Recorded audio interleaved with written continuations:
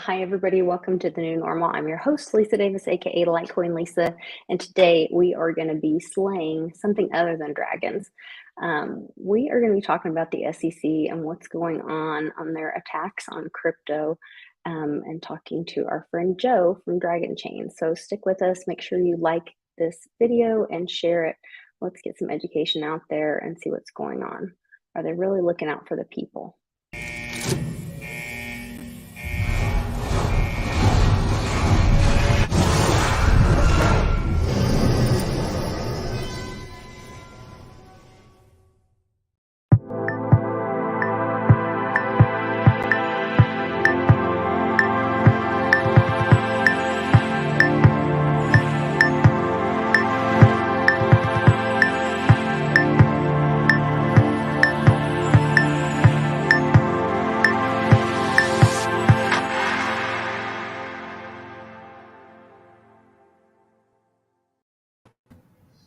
Hi guys, welcome back.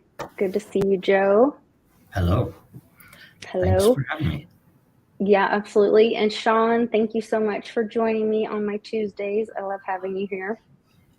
It's nice to be here. Good seeing Joe. Yes. Yeah, Yes, good to see you definitely. both. I need to switch you guys around or something. I don't know. Oh, wow. We'll Yes. play musical chairs. There, now aren't we balanced? Yeah, so I wanted to have Joe come on. You have graciously invited me, and Sean introduced me to the crew over there at Dragonchain and the World Blockchain Roundtable. And I didn't know all this drama was going on behind the scenes, where the SEC has been having conversations with you guys, and I didn't understand how it was structured. That there's this whole ALJ crew that I guess has conversations, and how protected they are from being removed by the president, and how that structure is put in place. And then before you can even get to have your constitutional rights of a jury trial. So I'm curious if you can kind of take us through as much as you're able to share of the process and what's going on behind the scenes. Okay. And some of what I say might be a little bit opinionated, but you know, we put together. You know, we came out of Disney in 2016 with a project that was pretty well founded. We had used it a lot, and we open sourced it, and so part of it was an interesting thing because it felt just like early Bitcoin. It felt like an open source project. So you'd have people there that were interested in the technology. They might want to tinker with it. They might want to build something with it, whatever else. And we had some really good contacts on the open source side with some pretty big enterprises, companies, organizations that were interested in the difference between what we had and what a few other projects were doing. And some of them were really, really fitting. And we realized that we needed to probably put together something that would be more commercially understandable, right? Rather than it, because as an open source project, we didn't have facilities to host or to really help some of these groups. So we put together a plan, and we actually went and looked for VC funding, and some of the VCs didn't get it. There was one VC that got right to the finish line and then wanted us to move to Boston. They wanted the whole team to move to Boston. And we're like, I like Boston. It's a great town, but I just moved the family out west, and everybody else on the team wasn't going to move. So we turned that down, and we realized, hey, we could do something with tokens, given that we had I don't want to get into too much detail, but we had very specific design around how tokens can work on the system that, essentially you could have as many tokens as you wanted to drive whatever you were doing as a business on your blockchain. But anyway, we ended up creating a token model, and we went to IP attorneys specifically because it was unique. It wasn't financial focused. It was very much, here's a utility token that is modeled as a software license, but where you have a balance. So, and we have a whole paper on it that talks about how software licensing has developed over time. It's very dry, kind of a boring thing, but it is interesting because of the models. If you're an enterprise, that the evolution of software licensing is actually very interesting in how it affects a business. And so what we wanted to do was something that corrected some of the issues that even exist with the way that cloud software is sold, so that you could essentially have tokens and you pay for commodity resources as you would in a cloud, but in this case, they would be smart contracts and ledgering capabilities and interchain activities. And we modeled that as a software license. We even went so far as recommended by the attorneys. We went ahead and filed a provisional patent before we did anything with actual tokens at all, to just establish that this is a utility. And we then went out and had a sale of these software licenses, and we likened it to how you would consider an early purchase of a video game, because essentially you're buying a license to play that game when it comes out. Gives right? you permission, yeah. Right, and it's if you think about it, in most cases, most game licenses are not necessarily transferable tokens, but they are cryptographic license files. It is usually something that is handled with crypto when the game is deciding whether your license is forgery or not, right? So we put that together. We did have a sale, but we had so many what we would call normies involved, where there were a lot of people that weren't crypto savvy, but they were interested in crypto. And we wanted to make sure that we didn't have a situation like what, if you remember back then, the BAT sale or any of the tokens that were released back then, they would just be gone like that. And so a lot of people would lose their shirt in Ethereum fees at the time. Back then. And we did, we were trying to say, okay, let's keep that from happening. How can we model it? And so we had some very specific goals with the way we sold them, and we sold them over a month's period of time. And essentially, and it was confusing to a lot of people at the time, but it was a market-based price. It wasn't, if you come in with one Ethereum, you get 1,000 tokens, or if you come into one Bitcoin, you get 5,000 tokens. It was literally, you commit either Bitcoin or Ethereum at any day in this entire month period. So there's no rush. You don't have to worry about people coming in and trying to play games with the fees or anything else. And over that month, you would have people sending in 1 ETH, sending in 3 ETH, sending in 1 Bitcoin. And at the end of the month, sale closes out. And we had been pegging all Ether price to Bitcoin every hour on the close.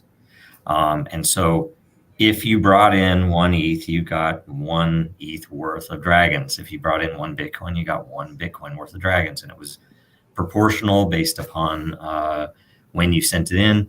So everybody got in at the same price. So it was radically fair. There was no, there's no way to get really an edge on anyone in this entire sale. And they ended up being 6 cents across the board when they went out.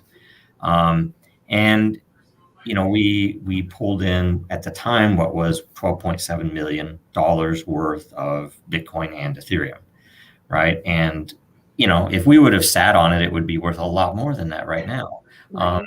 And yet, instead we had a vision, we had goals, and so we were building stuff.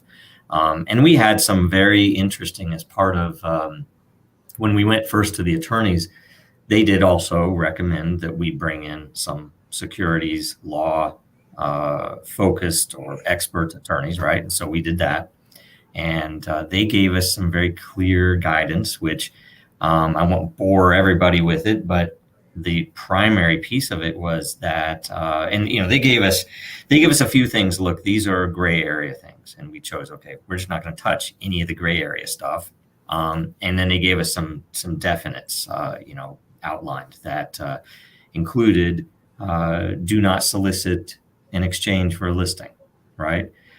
Because primarily that then therefore keeps us out of that game, keeps us out of any possibility of having us go, like, let's say in the day back then, most projects would go to Binance and give them I can't remember how many Bitcoin, but they'd give them. They would pay to be to be listed. Yeah. Yep. And people would get so angry at us that we didn't do that. We're like, that's our guidance. We do not do that. We are, here's what we build. And there were several other entities that were also building with our software and that were accepting the Dragons at the time. So right out the gate, we had, there was a group in Chicago that actually, and we know of it because we had referred a decent number of projects to them to build out things that we didn't do, like say, to build the website, to do integrations, to do, whatever else they needed to do that was outside of our, scope. And so we have, I don't know, there was a lot going on, and yet it was super new industry, right? And about late January, early February of 2018, we got a letter to our foundation and to our corporate entity, and to, I think, 3 of us in the company got them personally as well. And it wasn't a subpoena. It was just, hey, we would like some more information, and we'd like to make sure that you're not deleting info, all the normal things. And we're like, okay, so we did what we needed to do. We talked to them, and it went through. We didn't, I'm not from Goldman Sachs. I'm an engineer, right?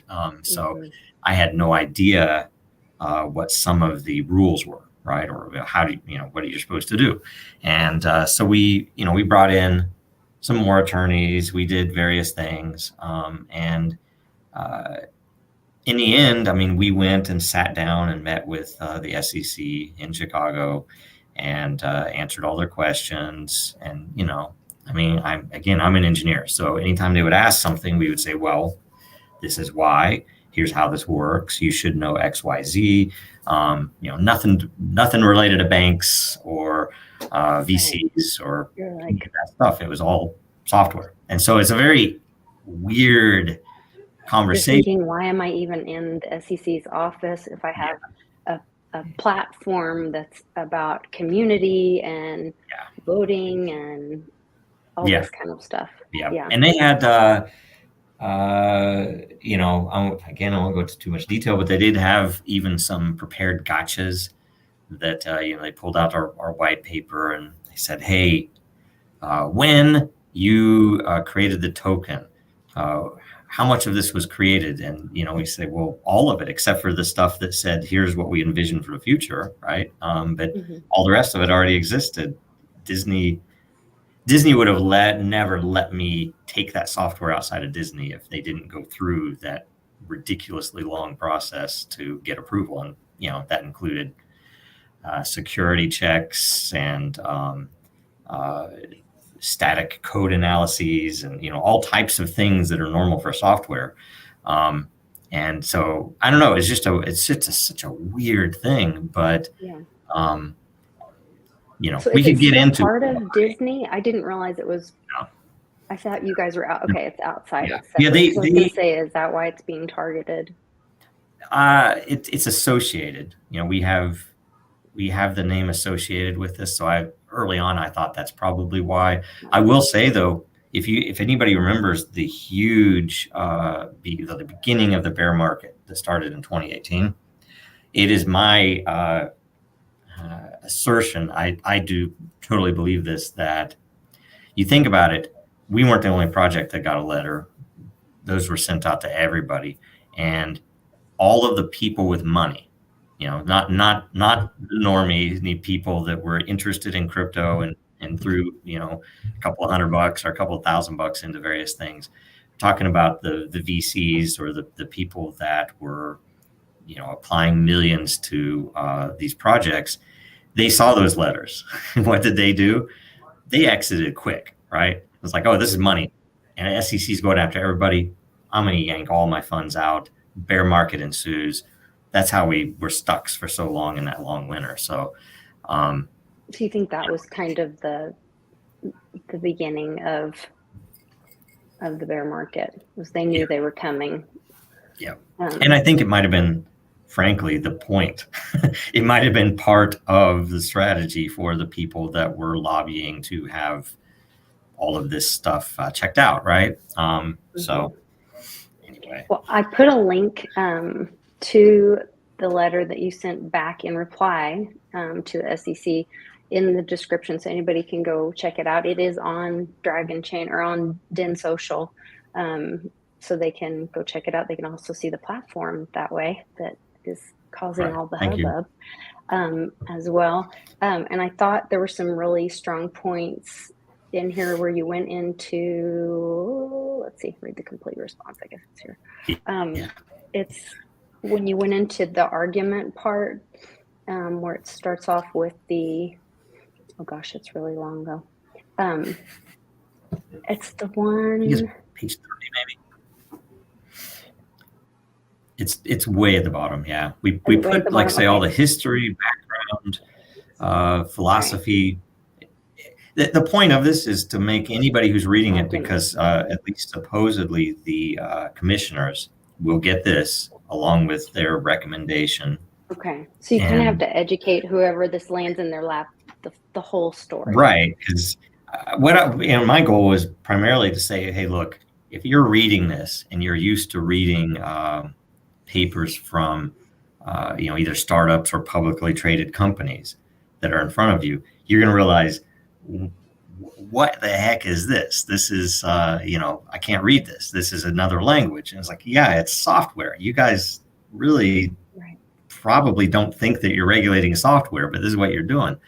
So anyway. Well, I think that gets into this first point, and I've heard people argue this, about software being free speech or software being language, and language is speech, which is protected under the Constitution, under our freedom of speech. And I thought this was great that you started this out with a constitutional protection. And so, and then you go into the 5th and the 14th Amendment considerations, which I thought were brilliant as well.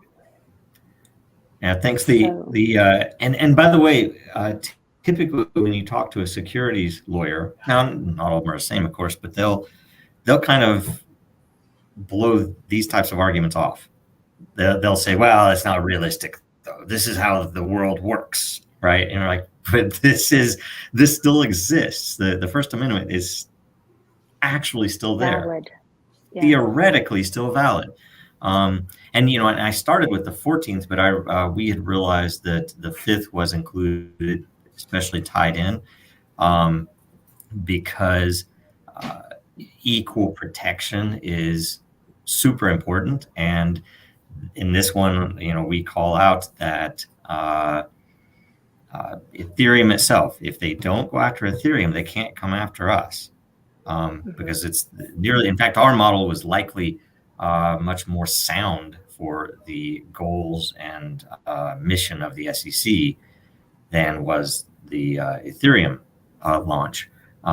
And the same thing if you're talking about decentralization, it's literally deployed on Ethereum. There's one, there's at least one person they didn't charge that was there in the beginning. And I'm like, well, why is this person not charged? Because they left? I mean, should I just leave? Do they just want me to leave? Then do they just want us walk to away? close down shop? And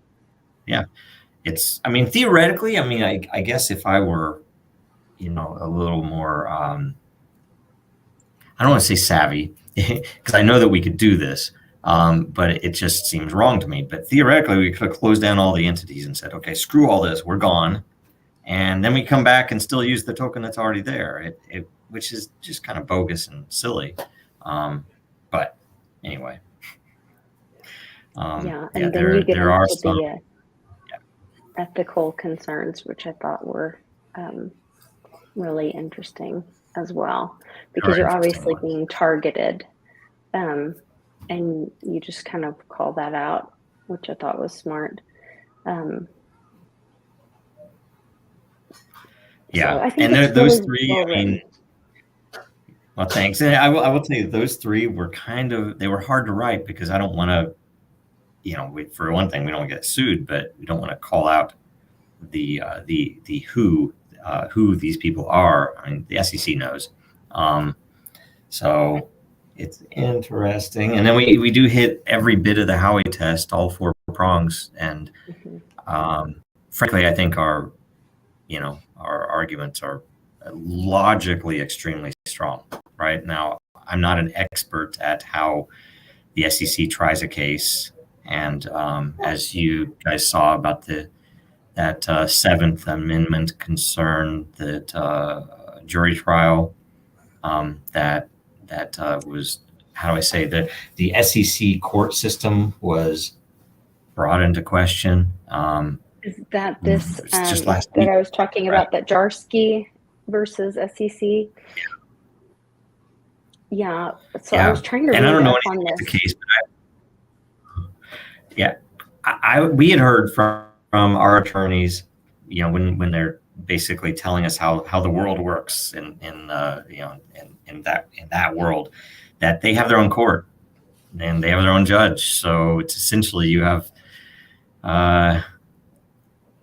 judge and jury, and you're against that. It's kind of crazy.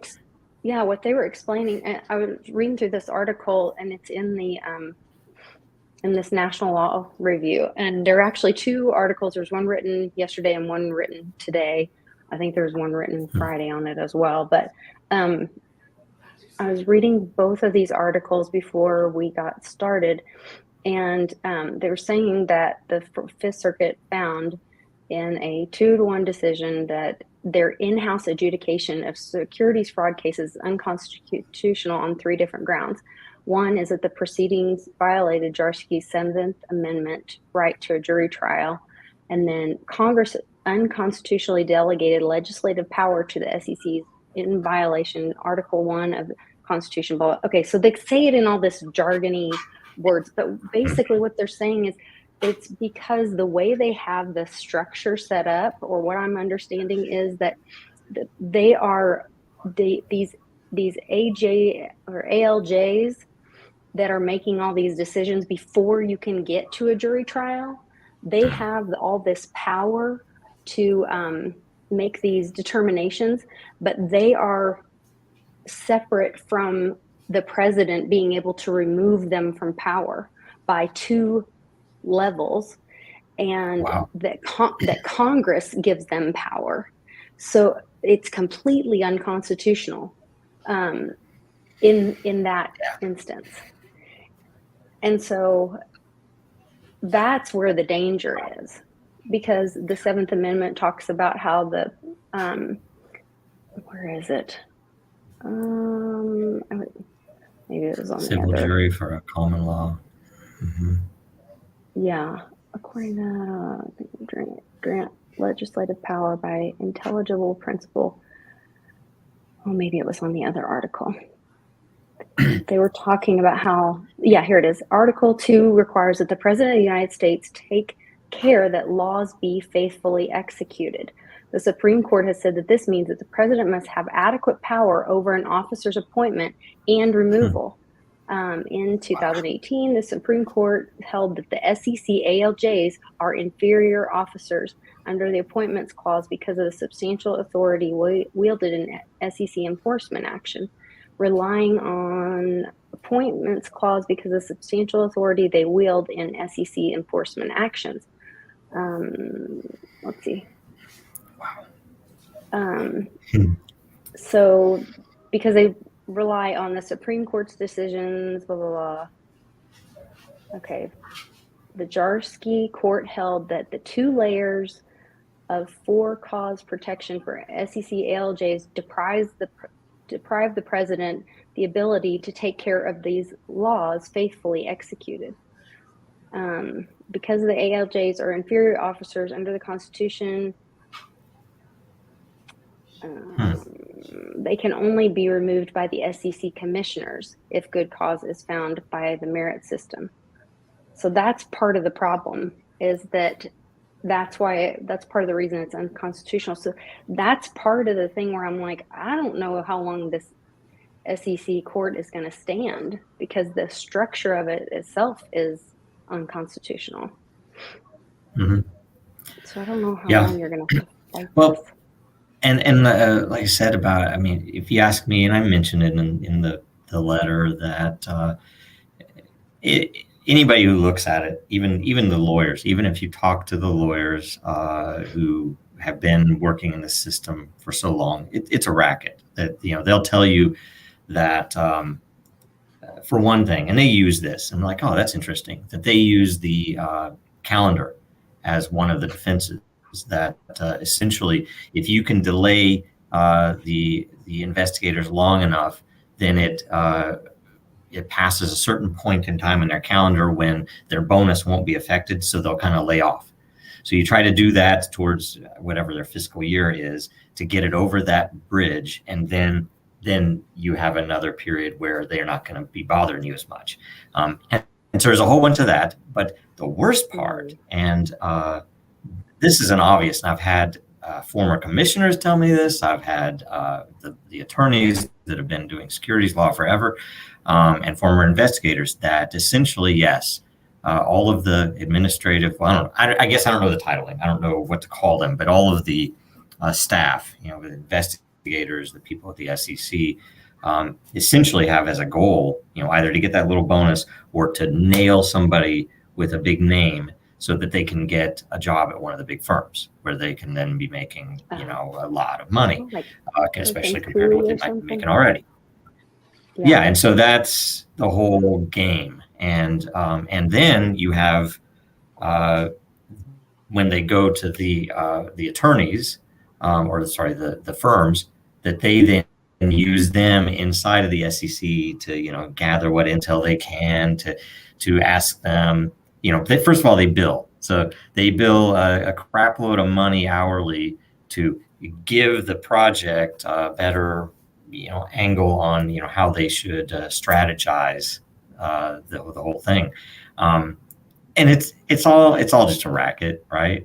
Because they basically, and I've been told this by other projects, that the process is, they bleed the project out of all money, and then last minute they come in and you know, they try to get them, because then it's an easy win, so they think. And it's very messed up. It's very odd, but you know. And we have, by the way, they're describing in this, I mean, those ALJs, I mean, the fact that it's that unconstitutional, that it's 2 steps away from the president being able to remove them, and then they're running you around through this racket, and they're making decisions about the case. I mean, that's insane to me. Yeah. And that they're denying you the ability to have a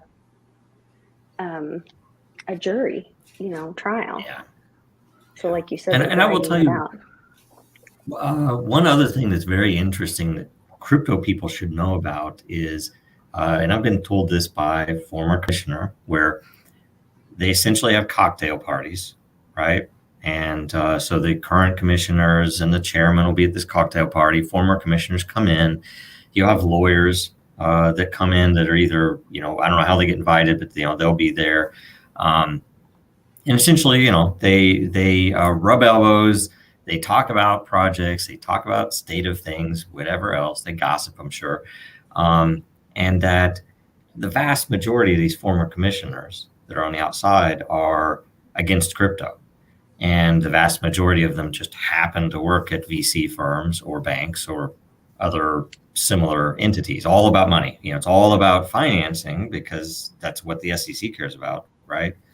And essentially they're lobbying the SEC to push against this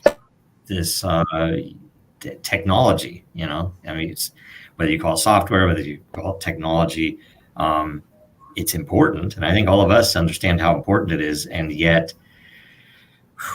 the what has happened in the past 5 years is pretty crazy because you're taking a lot of what could have already been built and already been done and saying, nope, you can't do that. Why? Because Goldman Sachs doesn't like it, right? Essentially, or some VC somewhere thinks they're slowing innovation for sure. I wanted to show you along those lines. This video came up today, and it's from April 4th, which seems like forever ago, but I wanted you guys to hear this. I wanted to get both of your feedback on this. Are they really looking out for the investor, or is this looking out for the SEC and perpetuating the old system? There's no reason to treat the crypto markets differently just because different technology is used. We should be technology neutral, but not policy neutral about these core public policy goals that we've laid out, we've debated. Congress has come together with prior administrations and embedded in laws. The SEC is embedded in regulations. New technologies come along all the time. The question is how we adjust to those new technologies. But make no mistake, we already live in a digital age. That's not what's new here. We have digital money. That's how you buy a cup of coffee, or you get paid your wages, or you pay your tuition at school, right? The days of physical stock certificate ended decades ago. So there's nothing new about the digital component here. There's also nothing new about people raising money to fund their projects. Entrepreneurs with good ideas have found, yes, another way to raise money, the crypto markets, the initial coin offerings and the like. That's not new either. But crypto may offer a new way for entrepreneurs to raise the capital and for investors to bet on those entrepreneurs. But we still need investor and market protection. We already have robust ways to protect investor trading on platforms, and we have robust ways to protect investors when entrepreneurs want to raise money from the public. We ought to apply those same protections in the crypto markets, and I say again to the platforms, whether trading or lending or the tokens. Come in, work through, register. We'll figure out how the regulations work. We'll adapt where it need be and where appropriate to achieve the core mission. But let's not risk undermining 90 years of securities laws and create some regulatory arbitrage or a loophole, or frankly, wait until the public is so hurt that it reacts and you lose the trust that those entrepreneurs are trying to build in these markets. So why don't we just start at the top? Start with Joe, and then Sean, I'd love to hear your comments after that. I think they're really looking out for the people. Well, everybody knows they're not looking out. They're looking out for the VCs and the banks and the investment banks that essentially were losing their shirt in 2017. And it was notable that all of the funds raised through traditional VC offerings were radically down in 2017. Why? Because it was inefficient. Why would I need to fly to San Francisco and meet with a bunch of stuffed shirts to fund a project when they don't understand the tech or anything else?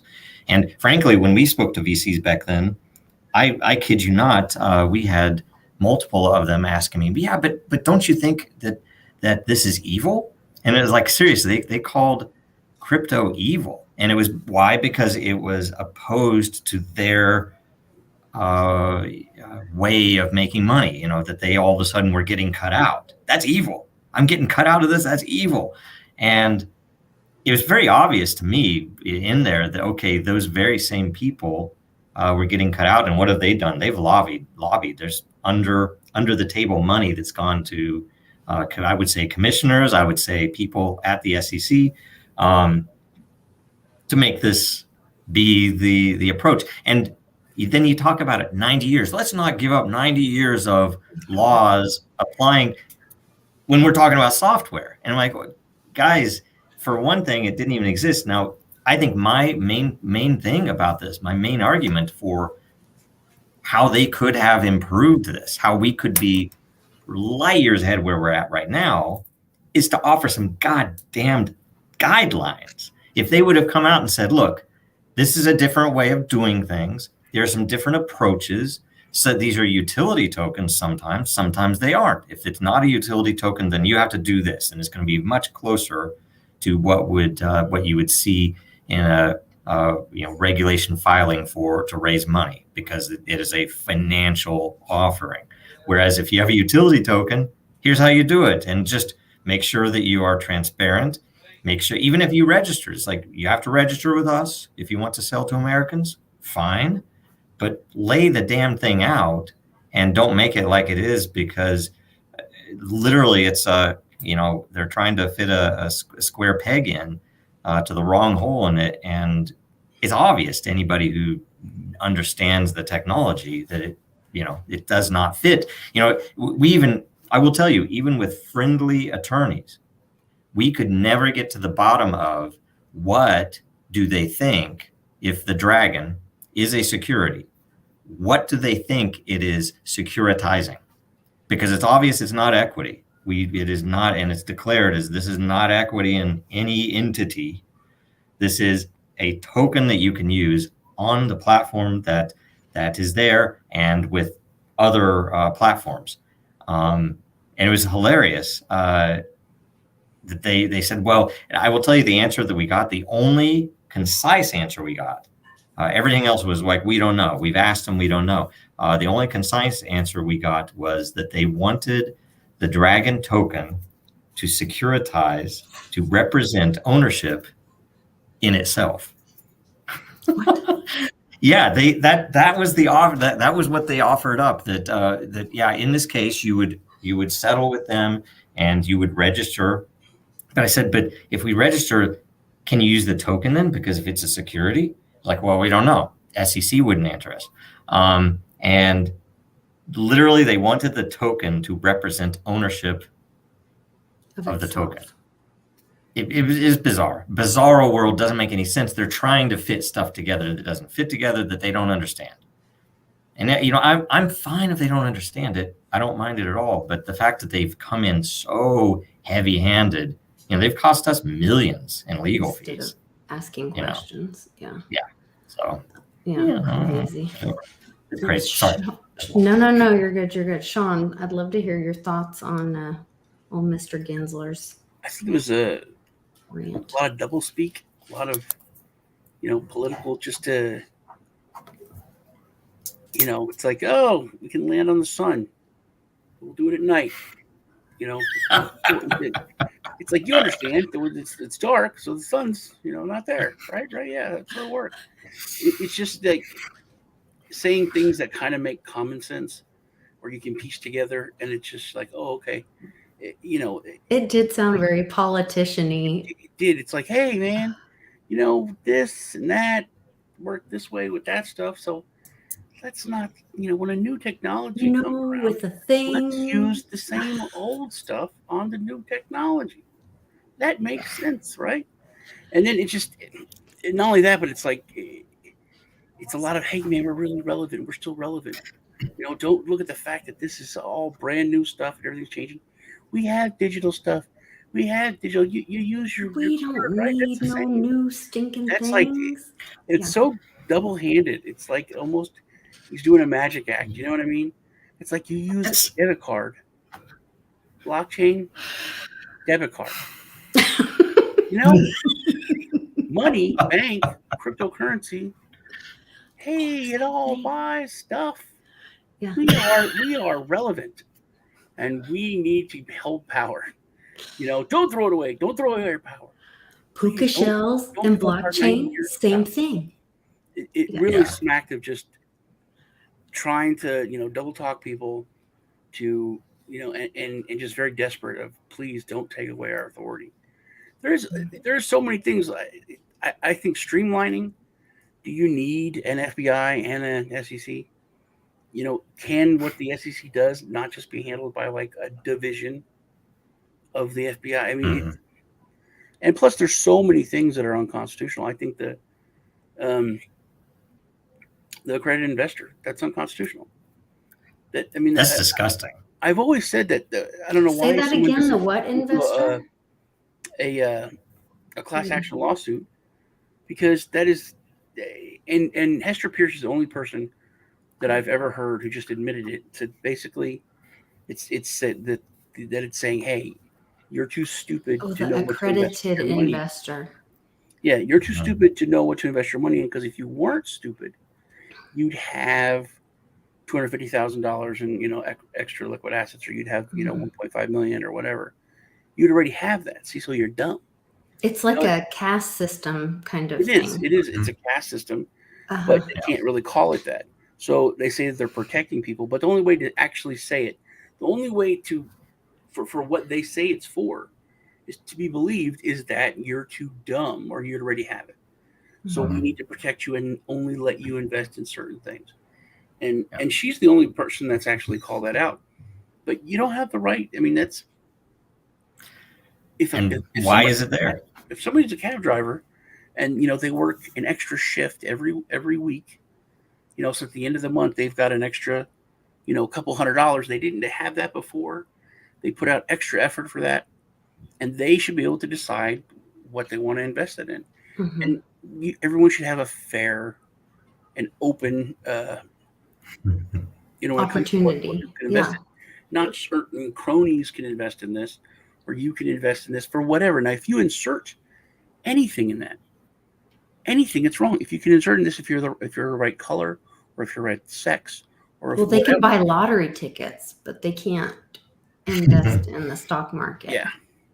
And that's another thing. If you're really there to protect someone, you know, well, you're giving them the odds. Well, then give them the odds on this, you know, investment. You know, even the crappiest ICO is probably going to give you better odds than a scratch off. Well, and how about them looking into Robinhood and those kind of things? That was the other thing on your point on your letter, where fair and equal. What was the one? Which amendment was that? Where you're saying about, you know, you have to go after Ethereum 14. Too if you go after us. Yeah, like Beanie Babies. Beanie Babies. We've said that. I think even Sean's mentioned that before. The Beanie Babies, literally, they were scarce. This morning on the show, I even talked about Tickle Me Elmo. That if you would have been, I can't remember what year it was. I don't know what year it was. It would have been if you. When my son was born in 98. Yeah. Right. So if you would have been fast and picked up 10 Tickle Me Elmos at $40 each or whatever they were back, it's probably $25 back then, right? That you would have been able to sell them for 10x each. And in what way is that? Because, by the way, if I'm buying these, I didn't. You look at the Howey test. I did not put anything in to making them more valuable. Who did that? The advertiser. They advertise the product. There aren't enough of them, so they're worth more. That it fits all of the four questions in the Howey test. And so, why didn't they go after? Was it Hasbro? I don't know who it was. I don't know who Tickle Me Elmo was, but and you know, and when you talk about accredited investor, I think that cuts straight to it, because for the same reason that they're coming after us is the reason that thing is there, that people who have a lot of money don't want the competition. Now you can talk, I know somebody who's an angel investor. They're not a jerk. They would like people to come in. Certainly. But you're talking about the big investment banks. They don't want the competition when you have a new Facebook rolling out or a new Google rolling out. They want to be the only people in the room that can invest. They don't want you there. They don't want you there with your $1,000. It's funny because that had, even back then, was my, I guess, position on what, typical ICOs. That the beauty is you have the internet, you have the full ability to go in there and kind of evaluate a project on your own. You have the full ability to listen to other evaluators and kind of gauge, oh, Sean was right those past 2 times. I should have gotten into that project, right? And it was the first time in human history, literally in human history, where anybody in the world could take those extra few bucks that you got as a cab driver, and you could, through your own research, make those worth radically more. It was probably one of the few times in human history that you had an actual free market, because anybody could get involved. You didn't have to have a bank account in that country. You didn't have, you just say, oh, I can get some Bitcoin and I can go over here and do this. That's remarkable. And what did it do? It exploded until when? All the letters came out. So it's like, it's an obvious logical puzzle. You're talking about people in the room. Another you really hit one little aspect of it, but I could invest in this in another country. Whereas, do you have any middlemen that cut out? Whereas I had to go to my bank to go to their bank to transfer money to their currency, to where it's just like, oh, I like that. Here you go. And that's the thing, because it's people would say, oh, it's a bubble. It's like, that's totally wrong, because if you would look, and outside of crypto, if you're wanting to raise money as a startup, or if you get into some angel investment groups, you might have small projects like Seattle. They don't have a very good VC environment here. You can't really raise money in Seattle. You have to go down to San Francisco, right? You have to literally go, and you're talking about a niche of a niche of a niche. So you're talking about Americans. You're talking about only Californians. Oh, no, only San Francisco. It's like, oh, only these little few people and their golfing buddies, essentially, are you talking to. And if they don't like you because you're the wrong religion, you're the wrong color, you're ugly, whatever, you're screwed. No way you can raise money.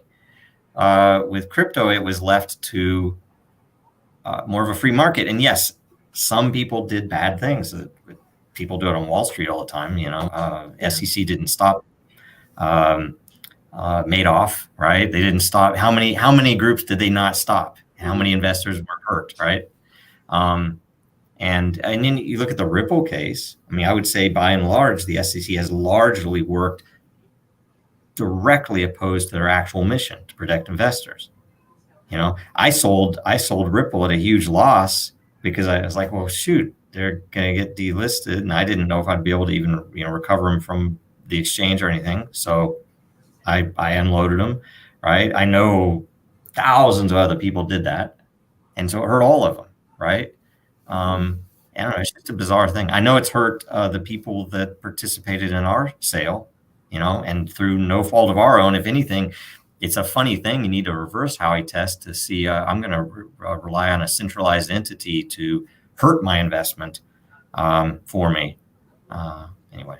Well, and is the Howey test still applicable or accurate in this time? Because it was created, in the 20s, 30s or something? 40s. 40s. The law was in the 30s. I think that case was in the 40s, the Howey case itself, and it was about peach orchards. And even in that, and I'm not an attorney, obviously, but that even the way that they apply it is a little bit disjointed, because in that case, you were still going in and buying a plot of land, and then you were still entering in an investment contract with the people that maintained your peach trees, essentially, or something like that, right? And so I didn't know how it became about peaches. Yeah. Yep. That's very interesting. It's about software now. Well, that goes to a conspiracy thing of mine, so that's very interesting to me. Sorry. Yes. Um, Yes. So that was a peach thing in the 30s. Yeah, I just wonder if that with cryptocurrency being so different, and especially with Gensler trying to make those comments where he's saying, "Oh, it's the same thing. We're already digital. It's the same thing." To Sean's points, do we need a different test, or or does it need to be something? It's totally kind of like you drive a car. We want to regulate. Helicopters. They're both machines. It's the same thing. Yeah, stick this bicycle helmet on you. It's like you guys can, Yeah. regulate the driving, but it driving a car and flying a helicopter are radically different. Mhm. Driving a helicopter, driving an airplane, radically different. So to just use that, it's a logic you use on dumb people, to try to you just get them agreeing with stuff, and you just keep throwing little things, I'm sure you agree, this, and by the end of it, you've got them doing whatever you want them to do. But it was so transparent to me that just fear from that guy, at everything kind of falling apart. And then to lie like that, it was very, very, very orchestrated. It's we're already in a digital age, yeah, but it's not peer to peer. And it's blockchain. That's the technology. He keeps talking about this new technology, and that's what they're not talking about and bringing up is blockchain and how it works.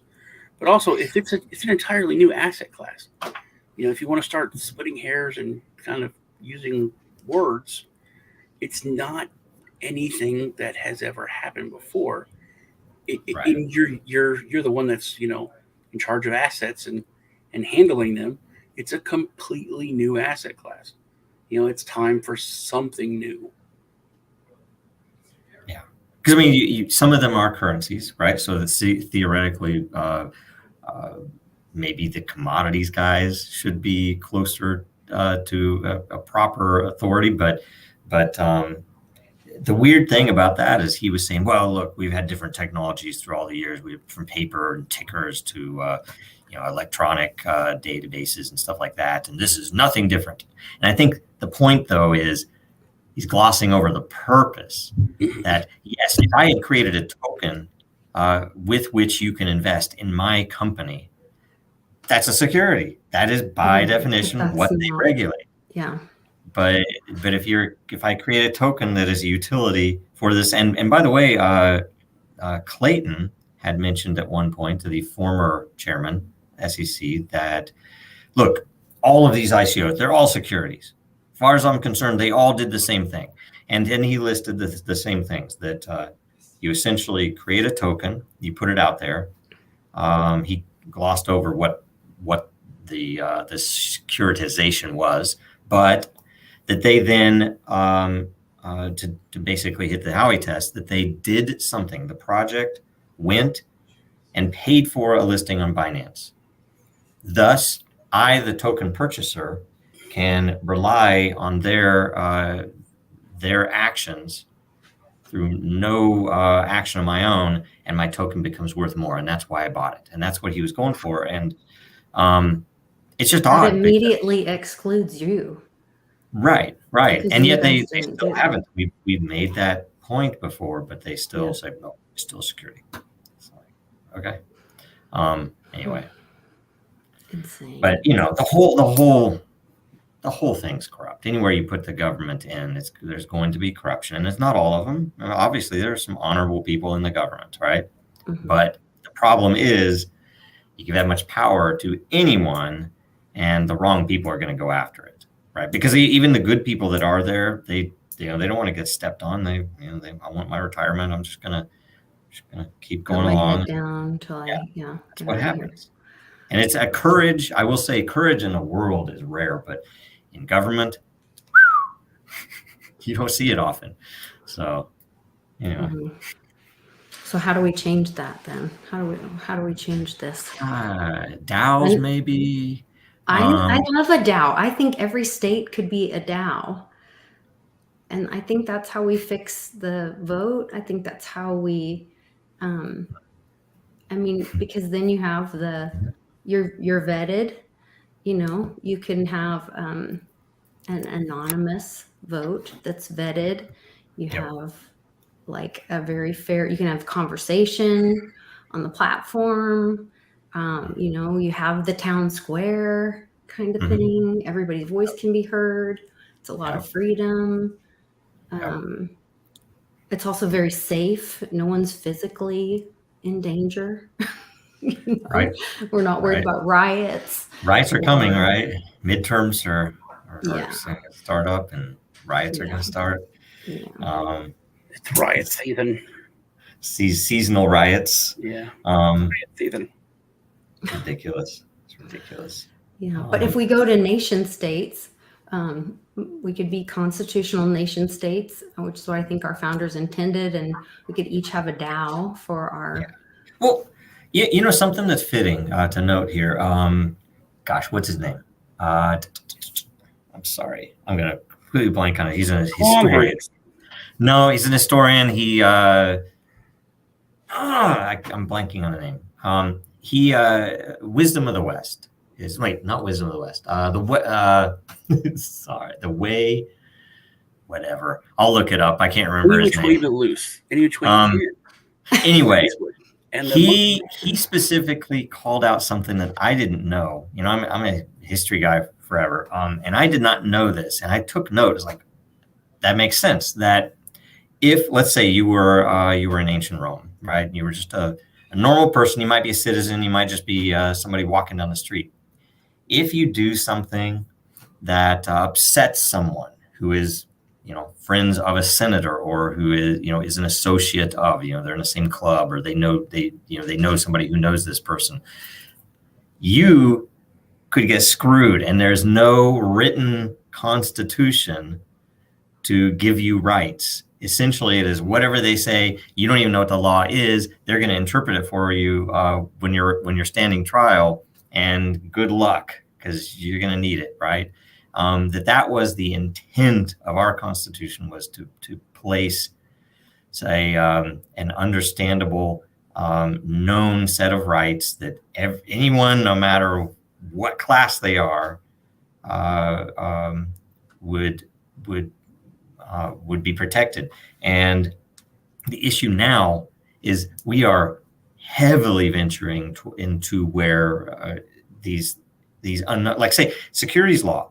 I came into this as a knowledgeable, I would say relatively smart engineer and business person who had no way in the world, short paying millions of dollars to attorneys, to understand what those laws were, right? Well, and I'm the last person who would be defending XRP, I will tell you, but that's even their point, is that they literally were asking the SEC, well, tell us what the regulation is. Tell me the rules of the game we want to play. And they refused to tell them the rules of the game, and then turned around and slapped their hand and punished them and said, no, we decided that you did something wrong. And they're like, we told you, we're asking the whole time. Like, you can't go back and then punish them later when they've been asking you permission the whole time. Guess what? You can. But apparently you can. Well, and I would say, I think they're doing probably the greatest service right now in all of crypto, to crypto itself. As odd as that might be to a lot of people who are religiously opposed to you have Ripple. to applaud them for doing what they're doing, fighting back. I mean, would we have known? And I still cannot fathom how it is even possible, and how there is not an absolute ridiculous outrage, even with normies, that you would have I don't know, the acting commissioner, I don't know what his exact title and role was, Hinman, who also made $15 million while he was at the SEC from a law firm that is tied to Ethereum. And it's like, how is that even possible? That blew my mind. So there was some conversation, and I was trying to think of this before we got started because I was trying to find the video. There was some conversation with, I think, Hinman, and I want to say Kathy Woods was on it, but there was like this group of people. Maybe it wasn't Kathy Woods. There was a woman and Hinman and somebody else, and it's like they're having this conversation, and they literally list and decide which cryptos are going to be okay. Or allowed. And there was a theory that XRP or Ripple, I don't know which is which, right? But XRP. So XRP is the coin or token. Ripple is the company. That's separate. And so, of course, they're going to be on that list because they're a bankster coin or token. But that's the weird thing too to me, is that like they're kind of going after their own people or entity, like they're kind of in the same pond. Actions, I don't know. I don't understand. It's weird to me. I don't understand it either. But that's when you get into the what would fall into deep state side of things. It's all bets are off. It's, you don't know who actually controls who, right? So there's a lot of I think magic act stuff, right? So they'll show you game to hey, look over here for the future. Yep. Monkeypox over here. Yeah. It's like, anyway, I don't know. Let's not talk about that. I did see, not to get started on a whole nother subject, I don't want to keep you all day, but when we were just talking about DAOs and possibility of that, since we're missing our other friend from a couple of our friends from World Blockchain Roundtable, but Greg let me know that his name, he doesn't actually live in Texas, that you guys gave him that nickname, Mega Texas. No, we're making a DAO to Mega Texas. Yes, that's going to be a DAO of Texas taking over. So Texas seceded in one way. They and 22 other states seceded from the public school board. For them going after parents. Okay. And so I was like, okay, that's one step. So yes, I thought that was interesting. Yeah, I don't know. I think a lot of it, if people can start to envision, one good point, although it's a little bit cartoonish, would be, what is a metaverse, right? If you consider crypto in that same light and just say, look, here's a system that can operate in what is essentially a parallel universe. It has its own laws, and yes, it might be encapsulated by people using it. It might be illegal to use some of them in certain places in the world, like let's say Iran, North Korea, right, and the United States. Let's put them all in there together. But one way or another, that if you set that up, I think that's the key, and that's why because DAOs can essentially operate in a decentralized fashion, yet interoperate with the real world. Like now with Wyoming's, the way that they've set up their DAO registrations, it's beautiful because you can have a decentralized entity that can hire someone to mow the lawn, right? It's a really cool thing. And I think really important for the world because, frankly, and by the way, and we talked to Greg about this, and so far most of the parties that we've talked to didn't quite get it, but we wanted to create a DAO PAC, which would be a political action committee made up of DAOs or vice versa. It might be multiple PACs that are made up of a DAO. I don't know, but either way, where people could cut out all the middlemen and say, look, these red light cameras in my town, I always hit the red light cameras. Nobody wants red light cameras. They've been proven to be unsafe. So all of the purposes for them other than tax revenue are not real. And that theoretically you could give $1,000 to a PAC, yet it's going to be a lot of it wasted in middlemen and other stuff. Whereas if you had a DAO, the DAO could be scary. Transparent. Yeah, it'd be very transparent, but those politicians would have to just like, oh crap.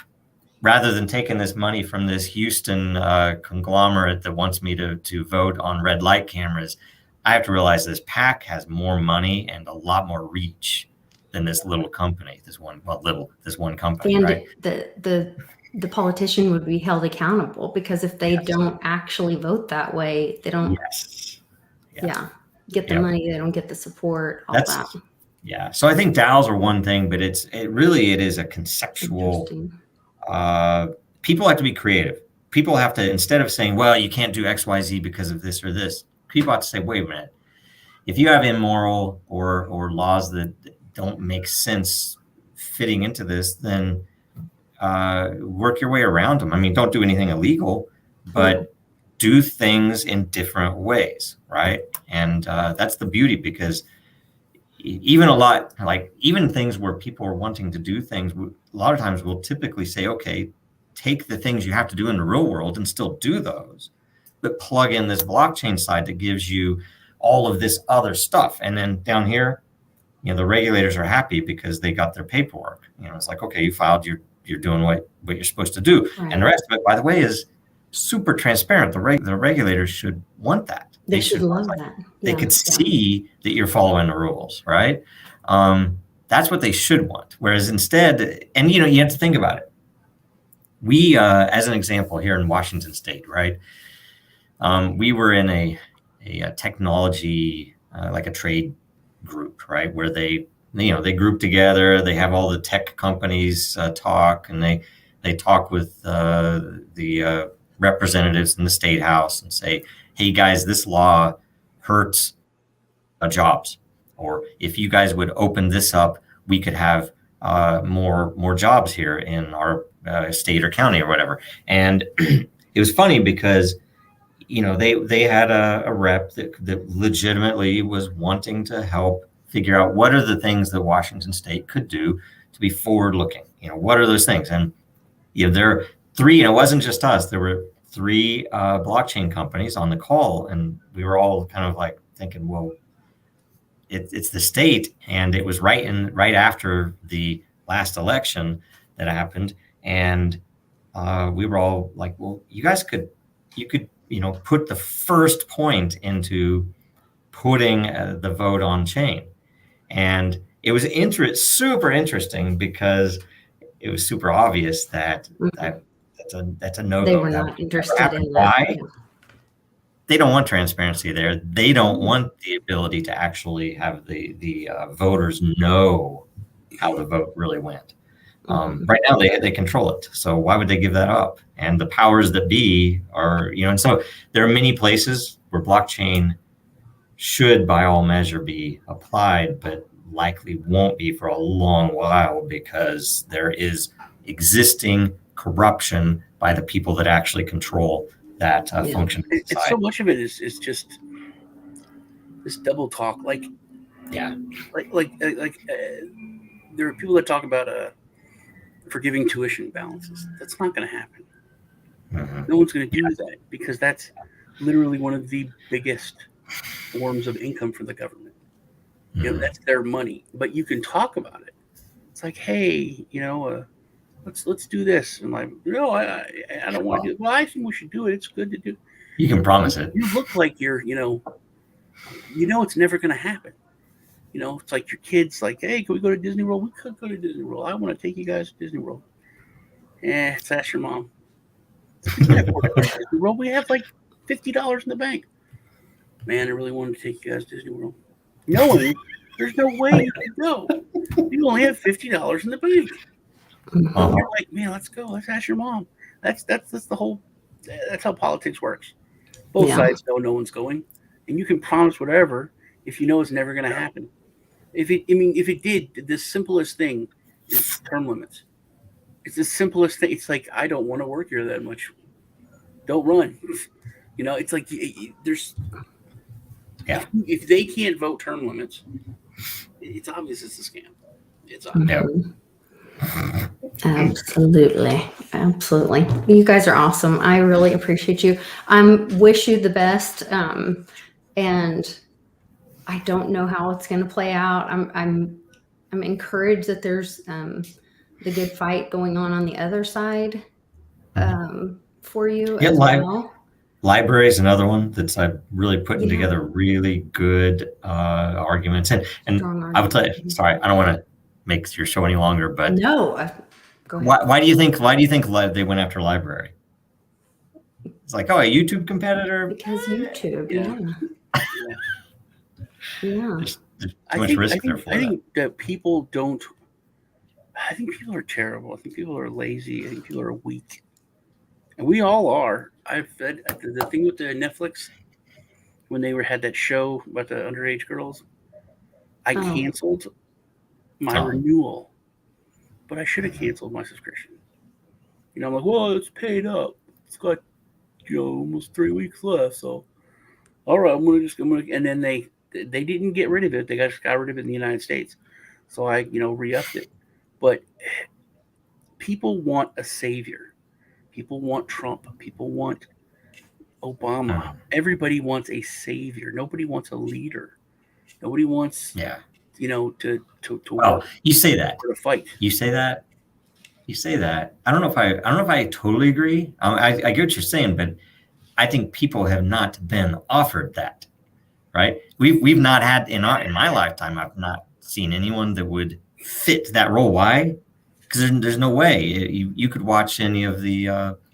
As an example, if you watch the primaries, and it would have been when Jack Kemp and Bush 41 were running. In the Republican primaries, what was that? It was 1990, 88 maybe. Mm-hmm.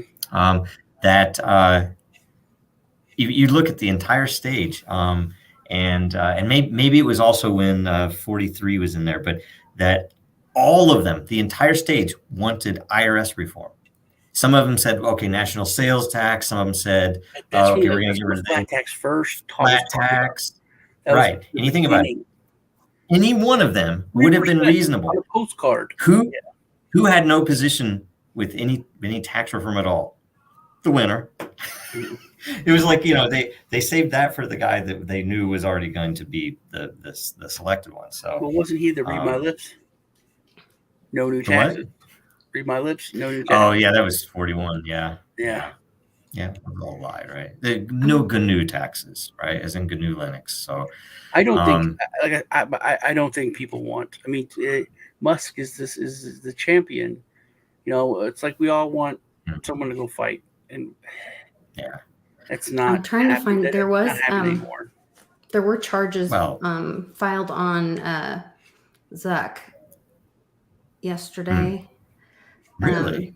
Yeah, and then because I was shocked, my husband goes, "Look, Facebook apologized to me," and they reposted one of my husband's 2A posts, which to me too. I about fell over. They said, like, "Hey, we made a mistake," and it was something from like a long time ago. Was it a 2A issue? I don't know. You know what I have noticed though? I have noticed that 2A stuff on Twitter is new. There's a thing, and it says this has nudity. And I'll click it. It's not even a gun. It's just words. Go to Musk. All the comments, maybe it's just for me, but all the comments under anything he posts are all nudity. Click here to see. Maybe it's naked logic. It must be because there's not even pictures. It's just words. That's really weird. Wow. No, so here the DC Attorney General sues Mark Zuckerberg over handling of the Cambridge Analytica incident. So this is affecting like 81 million people that had their, pretty much everybody that had their privacy violated by Zuck. And so like right after this, now all of a sudden they're like, oh, sorry that we're violating your rights of freedom of speech. Can I mention something related to Facebook, related to Twitter, that I don't know if this is true, but is my bet that Musk has brought up the bots on Twitter. Number one is, how do I say this?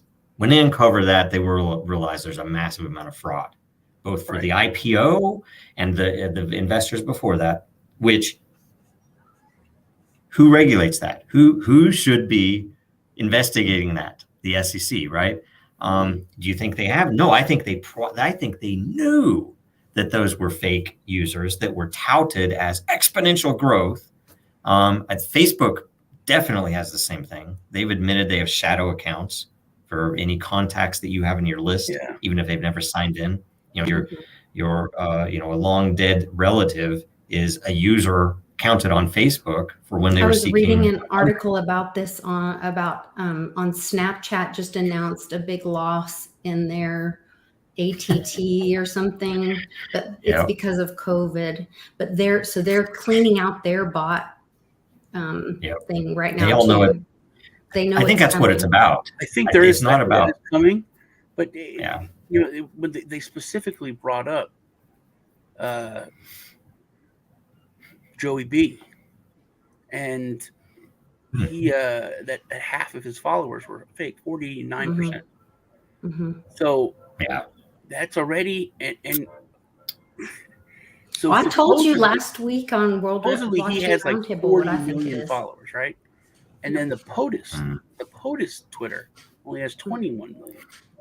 So he had double, but no one has brought up the fact that if half of the people following him are fake, then once again, how did he get more votes than any president in the history of presidents?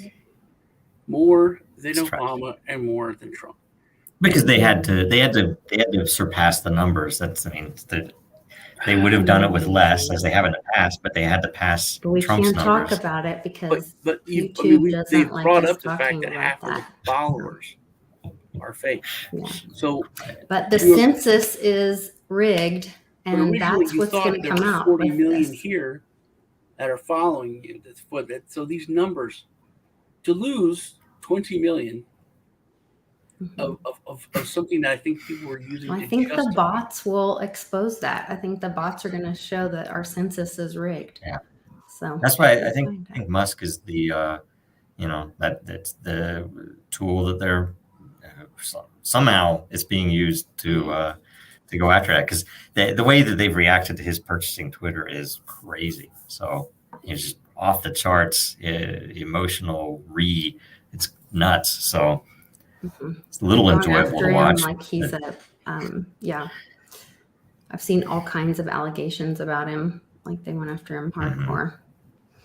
Yeah, pretty crazy. Well, thank you guys so much. I appreciate it. And like I said, Joe, I wish you well.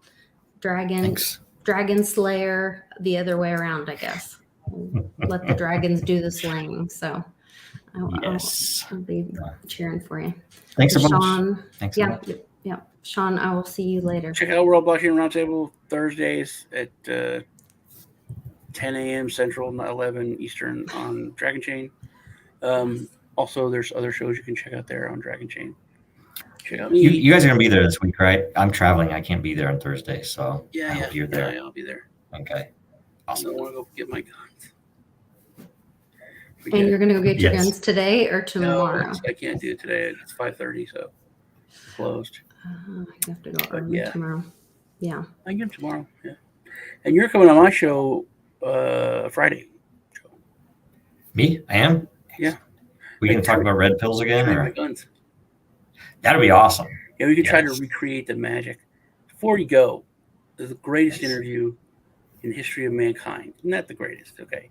But it was like in the top 10. In the top 10. We know. Joe knows some shit, okay? He's been around. He has so many high clearance, security clearances. He's worked on crazy things for the governments and other celestial bodies. There's aliens. He's done stuff for them, I'm telling you. But he came on my show a couple of years ago, and we just started talking, and the stuff that was coming out of this man's mouth blowing my mind. And then I looked up in the corner, and I forgot to hit record. Oh my gosh, I've done that before. I was like, he just, and I was like, Joe, I forgot to record. Joe, I forgot to record. Like, wait, can you say all of that again? He said, "Oh, thank God." He's like, I was like, why am I saying all this stuff? I was like, oh man, it's like the world. So Yep. it cheated, man. I cheated the world by not doing that. Oh wow. Yeah, that was one of the first times I talked to you, and that Yeah. you have a very friendly personality. I was just opening up. It was like just talking to a buddy, having a beer or It's on something. Zoom though, so he's like, it's okay. The Chinese have a copy of it. We'll get it one day. Yes. Wow. Yes. That's Right on. crazy. Okay. All right. Well, you guys go check that out. There's a link to the letter to the SEC in the description. There's links to Sean's channel and links to You Den Social. subscribed? Oh, Of course. that's the first time it's subscribed. Of course. And actually, yeah, I'll tell you later. But yeah. Tomorrow on Woo Woo Wednesday, I have a treat. One of my good friends who's an energy healer is going to be joining us, and there's going to be I'm covering the first 30 minutes, and she's going to be talking to me, and then she's bringing her friend that's a medium and going to be doing a reading with me. But then there's an opportunity for you guys. I'm going to do a video separate this evening where you guys can pay for 10 minutes sessions with the medium tomorrow live on the show. So I'll do a video later tonight. You guys can check it out and try that. We're going to try it and see if it works. See if I can figure out the scheduling thing. So who knows? It's going to be Woo Wednesday. We'll see how it works. All right. See you guys tomorrow. Take care. Thank you.